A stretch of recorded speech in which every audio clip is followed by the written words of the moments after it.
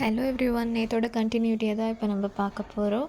So last பார்ட்டில் வந்துட்டு பாட்டி கீழே விழுந்திருப்பாங்க இல்லையா, அது ஜான்வி பார்த்தாலா பார்க்கலையான்னு சொல்கிறதுமே இந்த விராஜ்க்கு வந்து ஒரு பெரிய டவுட்டாக இருக்கும். அதுக்கேற்ற மாதிரி ஜான்வி எதுவுமே பேச மாட்டா. ஸோ இவள் வந்து அந்த எக்ஸ்ட்ராவாக ஒரு ஸ்க்ரூ ட்ரைவர் மாதிரி எடுத்துகிட்டு வந்து அப்படியே அவளோட கையை குத்துற மாதிரி குத்திட்டு ஃபுல்லாக இப்போ பாரு நீ பார்த்தியா இல்லையான்னு சொல்லு, ஏன் இந்த மாதிரி பித்து பிடிச்சாட்டு உட்காண்ட்ருக்கேன்னு சொல்லிட்டு அப்படியே கையை குத்தி கையெல்லாம் ஒரே ரத்தமாக போயிடும்.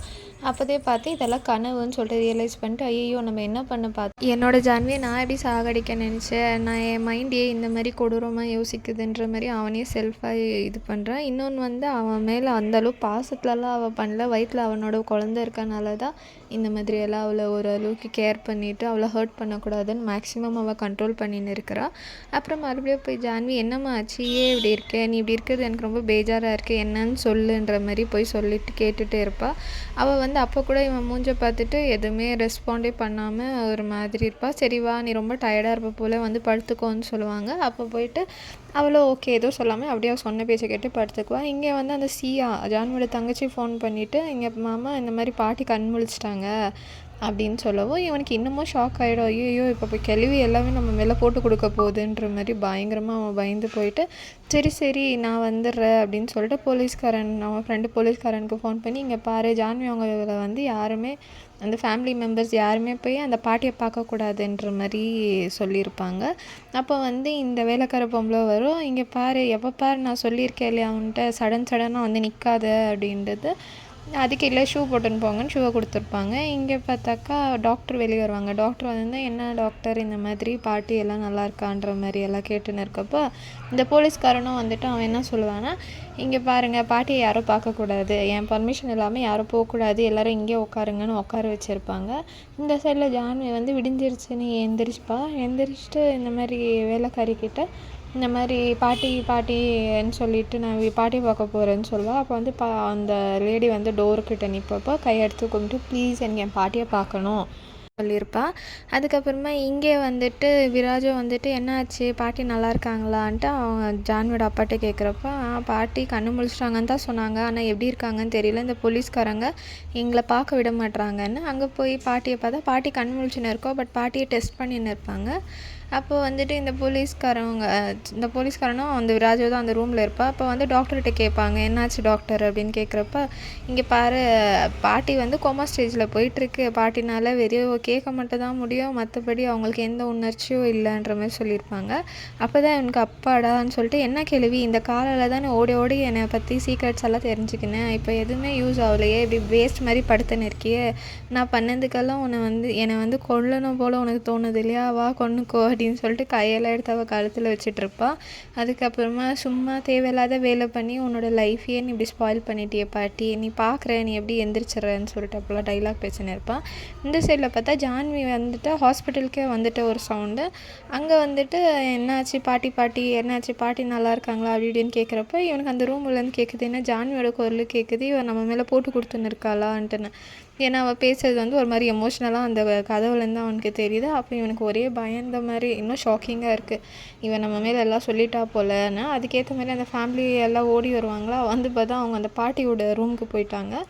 அங்கே வந்து ஜான்வி மட்டும் அப்படியே ஸ்டக்காகி நின்றுட்டுருப்பா. ஏன்னா இது வந்து அவள் வந்து ஒரு இது வந்து யோசிச்சுட்ருப்பா ஃப்ளாஷ்பேக்கு. அதில் வந்து இவன் வீட்டுக்கு வந்திருப்பா, நீ எங்கே வீட்டில் இல்லை அப்படின்னு கேட்குறப்ப, நான் வந்து கார்டனில் தான் இருந்தேன், வாக்கிங் போயிட்டுருந்தாங்க அப்படின்னு சொல்லுவாள். அப்படியா நீ கார்டனில் போய் உங்களுக்கு கால் வலிக்க வர, நான் சுடு தண்ணி கொண்டு வரேன்னு சொல்லிவிட்டு நல்லா கொதிக்கிற தண்ணியை எடுத்துகிட்டு வந்து அவள் கால் கிட்ட வச்சு இது உள்ளே நீ வெய்யி அப்படின்னு சொல்லியிருப்பாள். அப்போ வந்துட்டு இது இல்லையா அப்படின்னு சொல்லிட்டு அவள் பயந்துருப்பாள். ஆமாம் வெய்யி, உனக்கு தான் கால் வலிக்கோல, நீ இப்போ இது உள்ள காலை வச்சே ஆகணுன்றப்போ அது ரொம்ப கொதிக்குது சுடுது என்னால் முடியாது அப்படின்னு சொல்லுவாள். புருஷன் சொன்னால் நீ கேட்கணும் அப்படின்னு சொல்லிவிட்டு அவள் என்ன பண்ணுவான்னா, அந்த 2 காலையும் எடுத்து ஃபோர்ஸ்ஃபுல்லாகவே அவளை அந்த சுடு தண்ணியில் வச்சுருவா.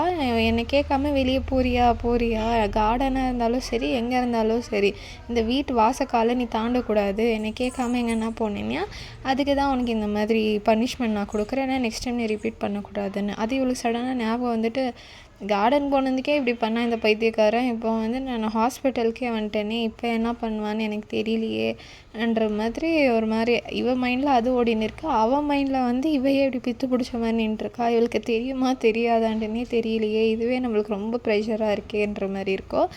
அப்போ வந்து மறுபடியும் அவள் பேரண்ட்ஸ் எல்லாம் பார்த்துட்டு வந்திருப்பாங்க. என்ன எல்லாம் ஓகேயா, பாட்டி நல்லா இருக்காங்களான்னு கேட்குறப்ப, பாட்டி உயிருக்கு மட்டும் எந்த ஆபத்தும் இல்லைம்மா, பட் அவங்க கோமா ஸ்டேஜுக்கு போயிட்டாங்கன்னு சொல்லவே, அப்படியான்னு சொல்லிட்டு இவள் பாட்டின்ட்டு ஓடி போவா.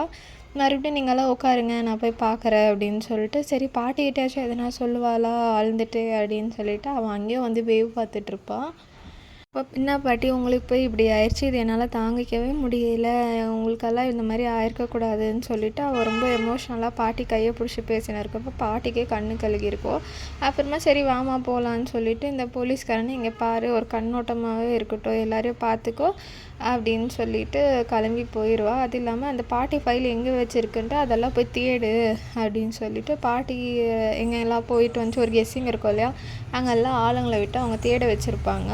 அதுக்கப்புறம் எங்கள் வீட்டுக்கு ஜான்வி வந்துட்டு அவள் பாட்டு கேஷுவலாக கிச்சனில் போய் வேலை செஞ்சிட்ருப்பா. அதில் வந்துட்டு இவனே ஒரு மாதிரி கன்ஃபியூஸ் ஆகிடுவா, என்ன நடக்குதுங்க, இவள் வந்துட்டு அந்த மாதிரி டல்லாக இருந்துட்டு இங்கே வந்து அப்படியே கிச்சனில் போய் கேஷுவலாக இது பண்ணின்னு இருக்கா. அவள் இப்போ வந்து அவள் பார்த்தாலா பார்க்கலையான்றதோட அவள் என்னை லவ் பண்ணுறாளா இல்லையான்றது எனக்கு பெரிய டென்ஷனாக இருக்குது அப்படின்னு சொல்லிட்டு அதை டெஸ்ட் பண்ணலான்ட்டு ஒரு டைரி எடுத்துகிட்டு அவள் என்னை லவ் பண்ணுறா பண்ணலன்னு சொல்லிட்டு ஒரு டைரி ஃபுல்லாகவே கிழிச்சு போட்டு பைத்தியக்கார மாதிரி பண்ணியிருப்பா. அதில் ஃபைனலாக என்ன வரும்னா, அவள் என்னை லவ் பண்ணலன்ட்டு வரும். அப்போனா இவன் என்னை லவ் பண்ணலையா, இப்போ இவன் என்னை லவ் பண்ணலன்னா இவன் யார்கிட்ட வேணாலும் என்னை மேலே போட்டு கொடுத்துடலாம் இல்லையா, அதனால இவ்வளோ நம்ம சும்மா விடக்கூடாது அப்படி இப்படின்னு சொல்லிட்டு என்னென்னவோ மண்டையில் என்னென்ன ஓடுதோ அது எல்லாத்தையும் யோசிச்சுன்னு இருப்பான்.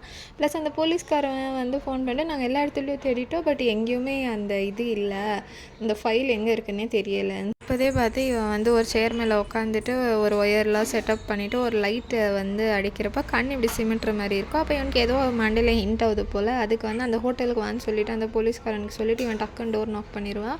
இவன் ஜான்வி வந்து விராஜ் இப்போ கிளம்புறாங்க, அவங்களுக்கு என்ன சமைச்சுன்னு இருக்கேனேன்னு சொல்லிட்டு ஜான்வி எங்கே நின்னாலும் அங்கே நின்றுட்டு ட்ரையல்ஸ் பார்த்துன்னு இருப்பாங்க. இந்த மாதிரி அங்கே இவன் மேலே நின்றுருக்கப்போ அங்கே லைட் அடிச்சிருக்கோ, அதுக்கு அவன் கண்ணு சிமிட்டி இருப்பான். அப்போனா இவன் வந்து பார்க்கல போல் நம்மளன்ற மாதிரி ஒரு 50% கெஸ் பண்ணி வச்சுன்னு இருப்பான்.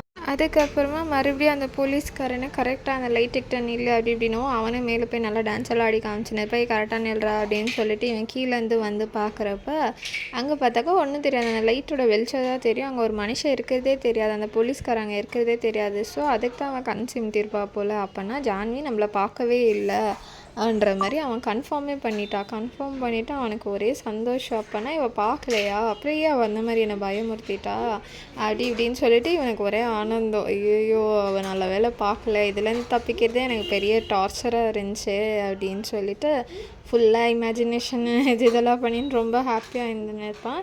ஸோ நெக்ஸ்ட் என்ன ஆச்சுன்னு சொல்லிட்டு நாளைக்கு ஒரு வீடியோவில் பார்க்கலாம். இந்த வீடியோ பிடிச்சிருந்துச்சுன்னா ப்ளீஸ் லைக் சப்ஸ்கிரைப் பண்ணுங்கள். Thank you so much.